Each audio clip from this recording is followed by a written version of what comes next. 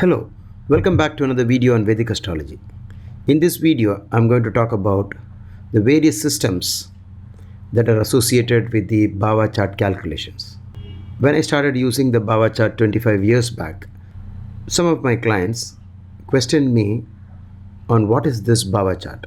Is this your invention? Because so far, I met many astrologers and they never even spoke about this. So I had to educate them on the Bhava Chart before I began the consultations.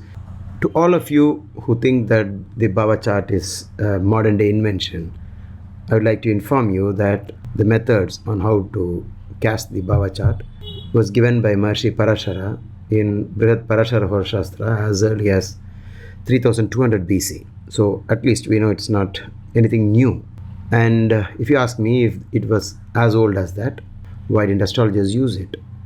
That's because those who went to astrologers did not know the time of birth. They just usually gave them the approximated time of birth, like I was born on, during sunrise or sunset, when the grazing cows were returning back home, things like that. So they were not very sure about it, and so the astrologers thought this person doesn't even know his time of birth. So what's the point in doing the Bhava Chart? Because the Bhava Chart uses the exact degree of the ascendant, where exactly the ascendant is, and not just the Rashi as it is, the ascending sign, but the ascending degree is actually the Lagna. Because nowadays most people have their accurate time of birth, and also we have the computer horoscope software available. It becomes so easy to do the Bhava Chart.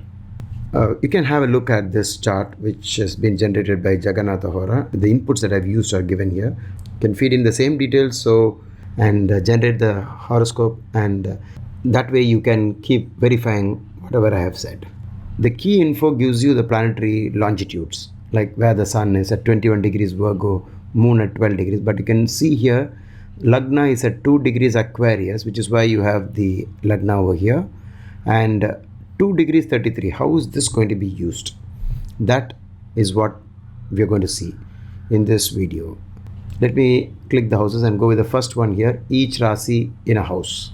You get the same Rasi chart and the Bhava chart because it does not care about where your Lagna degree is. The software is printed it here, but it is of no use because the house starts from 0 degrees of every sign, and whatever planet is inside that Rashi is treated as being in that particular house. So this is just a repetition of the Rasi chart, and since we all know that the Bhava chart is something very specific to your time of birth, before going into all this, you can have a look.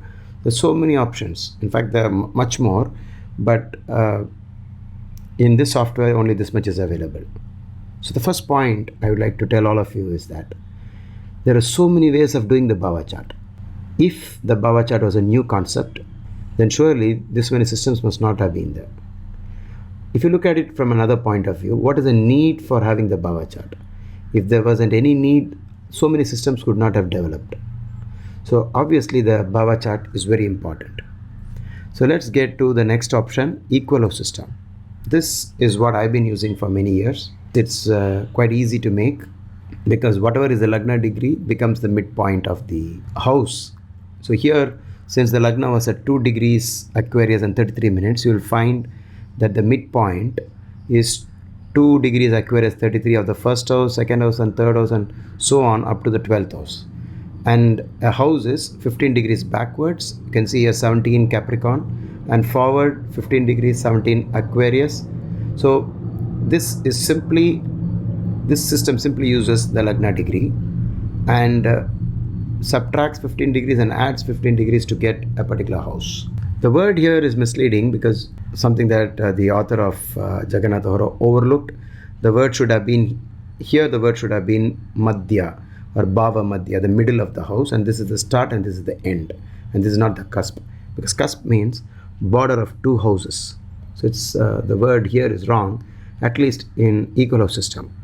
Maybe in Krishnamurti Paddhati this has got a meaning. So here, as soon as you click this, refer to the Bhava chart on the left hand side, you will see Ketu in the second house as it is shown in the Rasi chart. The three planets Mars, Moon and Venus are the same.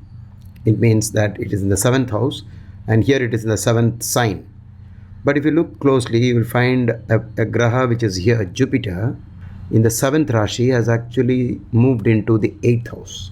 That is because the 8th house starts with 17 degrees, Leo 33 minutes. In this horoscope, Jupiter is beyond this particular point and therefore it has entered the 8th house. This is quite simple, and if you're not satisfied with this, then we have other systems. Equal houses based on nakshatra padas. I really don't know what this is about. Then we have Surya Siddhanta, and the other one, which is the Sripati Paddhati. Let us click on that. So when I click on this, I find here in this Bhava chart, Jupiter has gone back to the 7th sign, and the Sun, which appears to be in the 8th house as far as the Rasi chart is concerned, actually should have read it as the Sun is in the 8th Rashi or the 8th sign. You find that the Sun has moved into the 9th Bhava. So Saturn stays in the same place. So let's click and go back to ecosystem and see whether the Sun is here. So the Sun is anyway here in both the charts. The only difference was Jupiter. Before concluding on which system is perfect, this is only a mathematical discussion, but if you really want to find out the answer, unless you go through many hundreds and hundreds of horoscopes and find which one works best for you, then that's the only answer we have as far as which system is the perfect system. In Sripati Paddhati, which is also known as Porphyry, the middle point, the midpoint of the houses are all different, unlike the equal house system. The only point is that the 1st house and the 7th house have the same degree. And the same way, the 4th house and the 10th house have the same degree, 9 degrees, 9 degrees. Many astrologers in India have also been using this system. So let's go to KP system, Krishnamurti Paddhati. Professor K.S. Krishnamurti used the Placidus system for doing the Bhava chart. Again, here this software has made an error, because while they got the word right here on the top cusp, this is actually the cusp, but this is not the start and this is not the end. The starting of every house is from 2nd degree Aquarius to 8 degrees Pisces is the 1st house. 8 degrees Pisces to 11 degrees Aries is the 2nd house. So whatever you see here is wrong.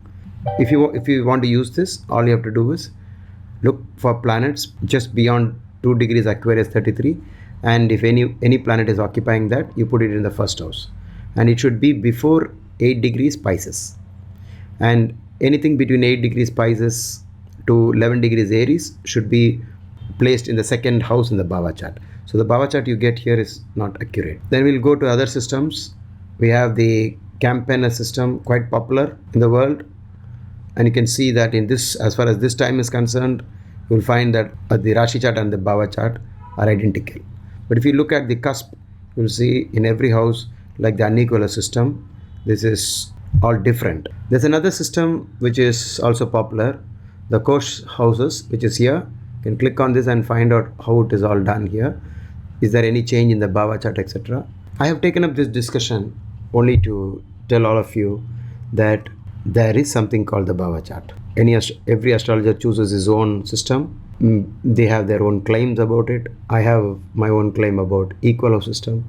Another important concept in using the Bhava chart is what is called the Bhava Madhya, the middle point. So let's go back to the equal house system. Here you find the Lagna degree is the middle of each house.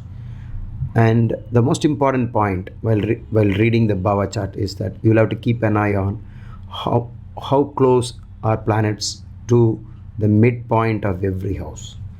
If a planet is close to the midpoint, then the planet is very powerful. If it is on the border, it becomes weak, in the sense that it really can't give you the expected results. That's the main point. This is somewhat similar to, for example, on the chessboard, if a knight is placed in the center of the board, or any piece on the center of the board is quite powerful, which is why people always try to, whenever given an opportunity, they'll place it in the center. Whereas if you push it to the corner, it becomes half the piece. For example, a knight on the center of the board can cover 8 squares, whereas the night on the corner usually controls about 3 squares or 4 squares and becomes half the night. So in the same way, a planet placed in the middle of the house has greater strength.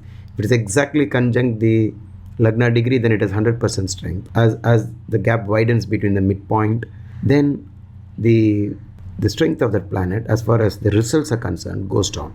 Not in terms of Shadbala or any other type of strength. Whatever be your doubts, please type them out in the comment section, and whenever I find the time, I'll answer them for you. Thank you so much for watching this video.